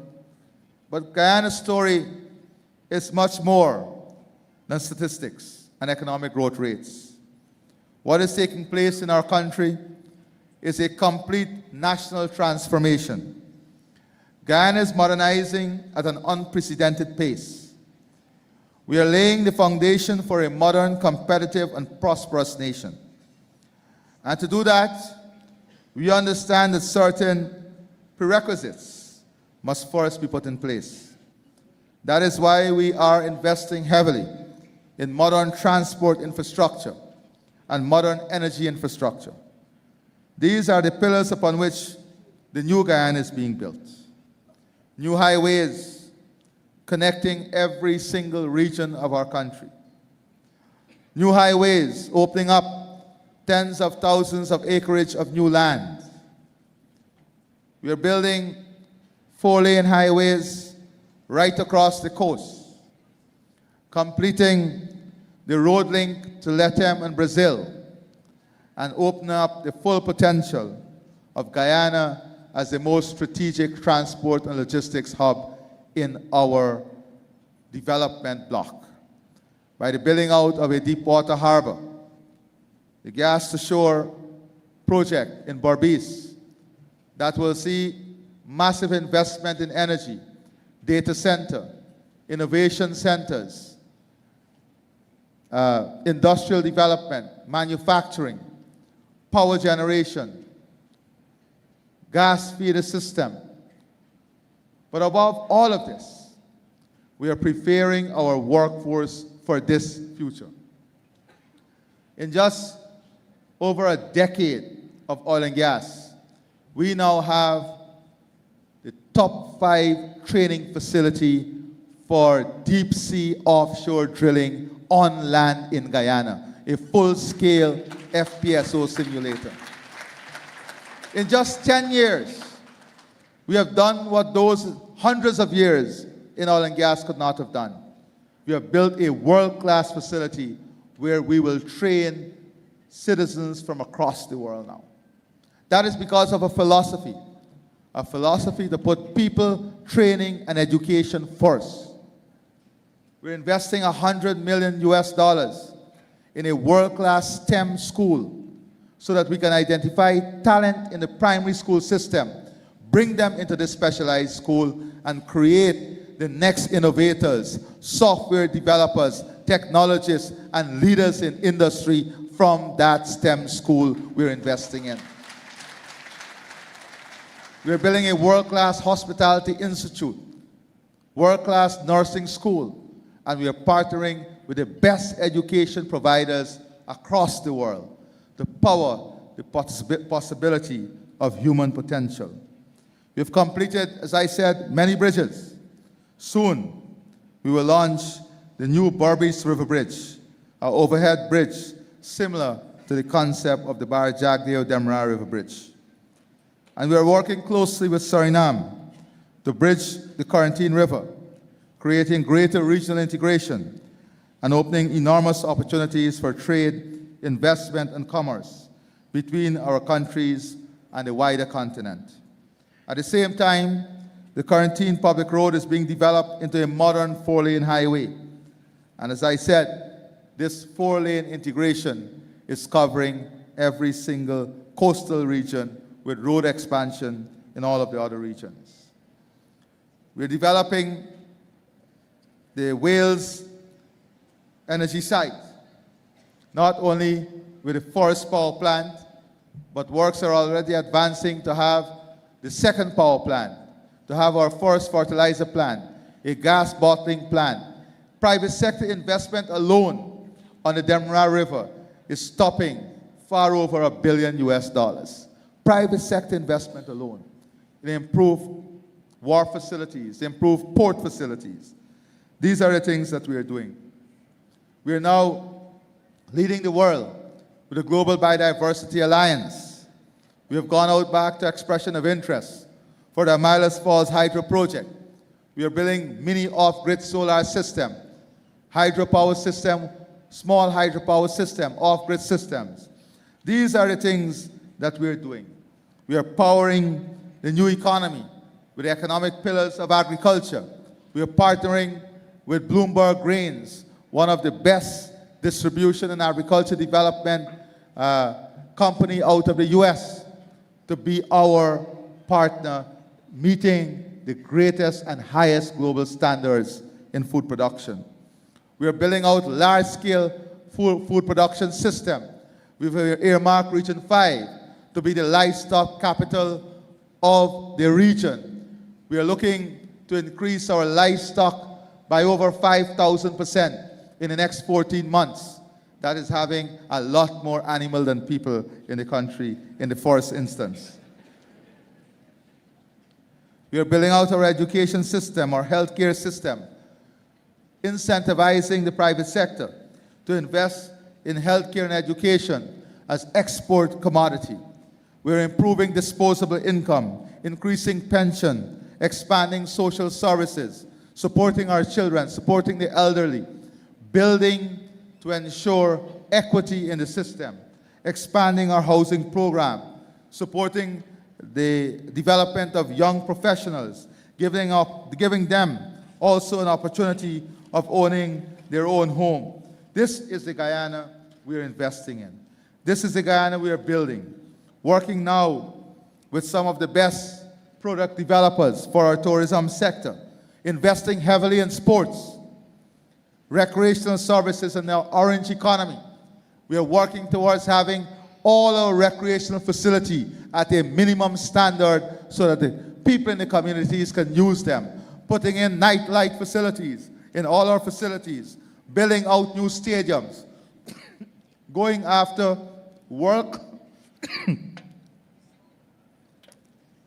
going after world-class sporting events.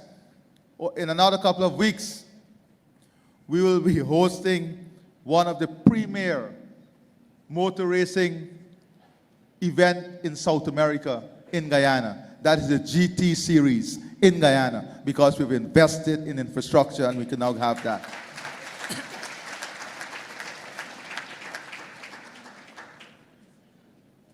Our development is people-centered and service-oriented.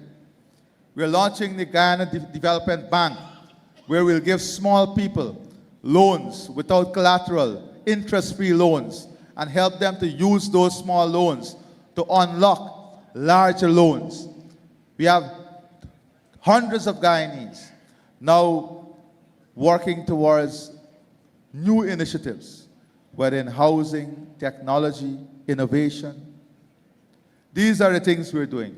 Investing in a security architecture that is world-class, second to none. A security architecture that allows people to feel safe, to be safe, that is proactive. You will see when you come to Guyana now, we are building out small offices along different areas, creating family-oriented spaces. These are the things that we are doing that would power economy to be successful long into the future. But at the heart of this,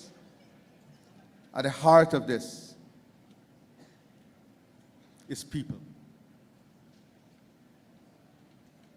And with people comes, as some will describe it, the good, the bad, the ugly. But our duty is to bring all of it together to create harmony. To create harmony. And that is the exciting task for me. How do I take 60 years of different approach and build it into the next 60, 100 years of harmony? It requires everyone in this room to embrace the philosophy of harmony, to choose love over hate, to choose positivity over negativity, and to choose country over self. The decision is ours.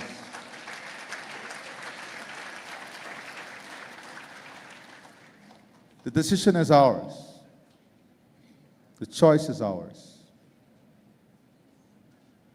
It is for us to now make that choice and make that decision.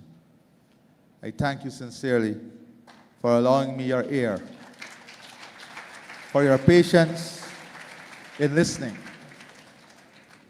I thank you for sacrificing your time to be here this morning. I've tried to take as many photographs as possible. Those who took already, please don't repeat. Give the others a chance. Is that fair?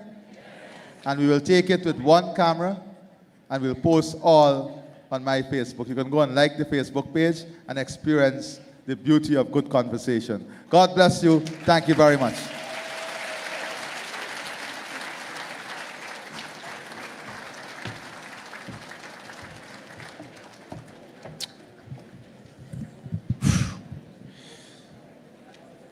May I ask you just for a minute to be seated? Sorry, ladies and gentlemen. Please be seated just for a minute. Thank you.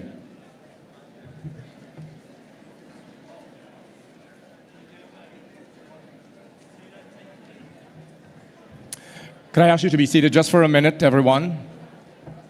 Thank you. You're going to have an opportunity to have your photographs taken.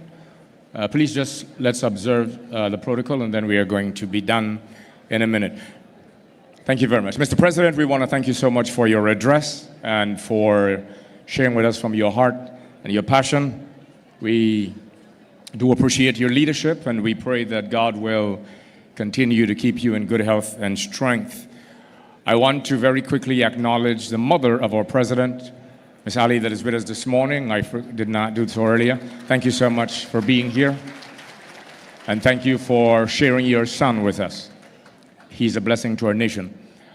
We have the representative of the Damar Bank, one of our sponsors, with us, that will come just for a minute to make a brief presentation, and then we have the representative of the Toronto. Please be seated, everyone. Please be seated. You will have an opportunity to take the photographs in a minute. The quicker you get seated, the faster we'll be done. So please be seated. And then we're going to have the representative of the Toronto International Film Festival to come up and to take a photograph with the president. Please. Thank you so much, everyone. I wouldn't keep you for much longer. His Excellency, the President of the Cooperative Republic of Guyana, Dr. Mohamed Irfaan Ali, honorable ministers of government, esteemed business leaders and partners, members of the Guyanese Diaspora, ladies and gentlemen, good morning. It is truly an honor to be here today as a representative of Damar Bank. At a time when the world is watching Guyana, Damar Bank remains committed to building a banking experience that reflects the ambition, resilience, innovation, and momentum of our country. For members of the Guyanese diaspora and international investors, we recognize the importance of having reliable and efficient financial partners when exploring opportunities in Guyana. That is why we have simplified the processes for opening personal, business, and foreign currency accounts, making it easier to facilitate international transactions, investments, and cross-border relationships. We are also continuing to invest in modernization initiatives to strengthen our services. These include enhanced digital banking capabilities, expanded electronic payment solutions, improved customer onboarding systems, and innovative technologies designed to support the evolving needs of a modern economy. What distinguishes Diaspora Bank is our agility and strong understanding of the need of our customers. Our ability to respond quickly, support businesses efficiently, and make timely decisions that contribute to growth and development. To the members of the diaspora gathered here this morning, we encourage you to remain connected to Guyana's development journey. Your expertise, investments, partnerships, and continued support are invaluable to the country's future. We warmly welcome you home to Guyana, a nation filled with opportunity, energy, and extraordinary potential. Thank you once again for the opportunity to be here this morning. On behalf of Diaspora Bank, we look forward to building meaningful partnerships and welcoming many of you as part of Guyana's exciting future. Thank you and enjoy the rest of your day. I'm going to ask you to remain seated. We're going to invite the president and the members of the Toronto International Film Festival. They're going to, the Minister of Culture and Sports will, and then the president will take the photographs. Please welcome the Minister of Culture and Sports. Thank you very much. His Excellency President Irfaan Ali, Commander-in-Chief. It's a very great pleasure to be here today. This is more of a ceremonial event that we have here, and I'd just like to introduce two individuals, the Vice President as well as the Director of Government Relations.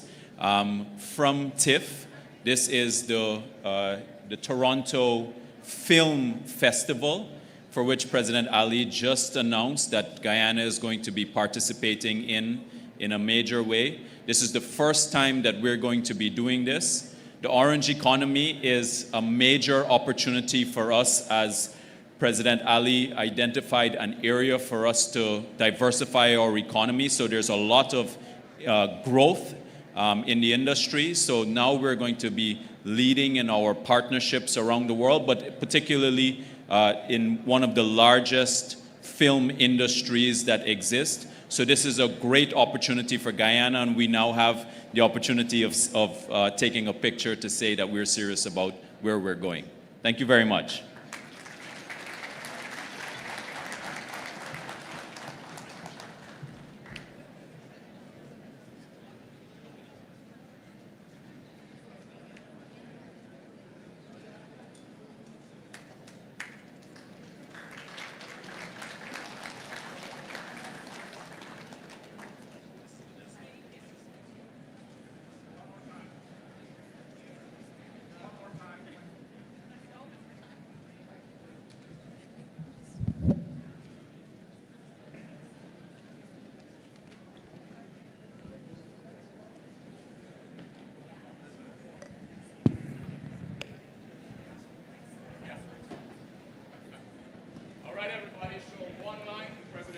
Okay, so hold.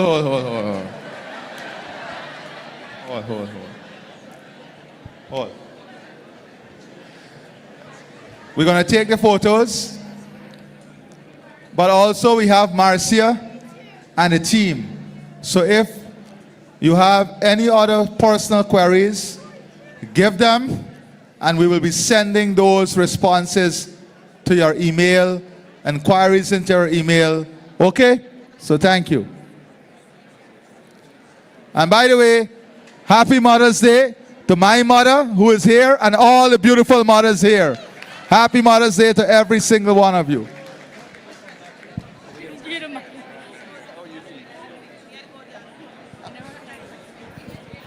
Everybody for photos, please go to the left-hand side of the room.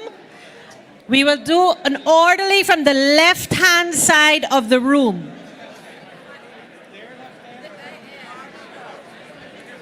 From the left-hand side of the room, please.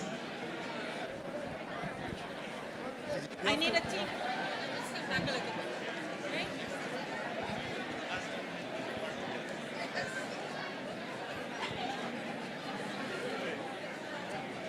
Who's the Marcy? That would be me. When you get a chance. I'm over here. Nobody come in here. Nobody coming through here, right? One at a time. In an orderly manner, everybody will get a picture. Everyone will get a picture. No pushing. Okay? All to go to that side and join them. That's what I told him already. Come on, one at a time. Let's form a line. Jerry. Did you guys get fit? Okay.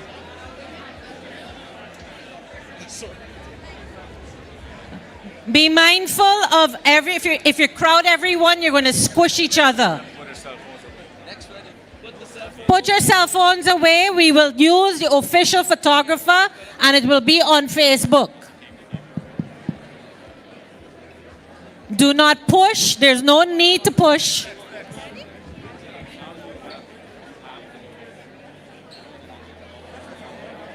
Please remember this. Exit to the right. Exit to the right. If you see a bag with a key, please remember this gentleman is still looking for the car keys. Thank you. Come. Can we please get somebody else here? So next. Oopsie.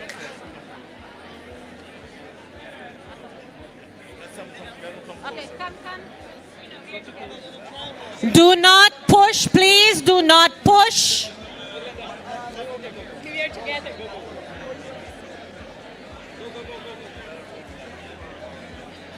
Let this one.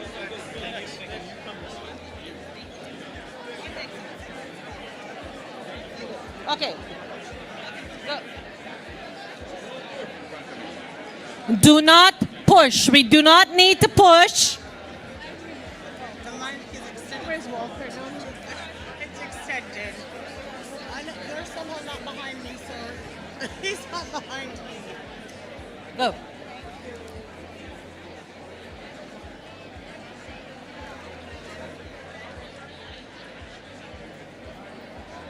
Next one. You can do two? Yeah. Next two? Oh, this is my two. Sir? Hold on. Wait, do not push. This is my two. If you're going to go, next two. We're together.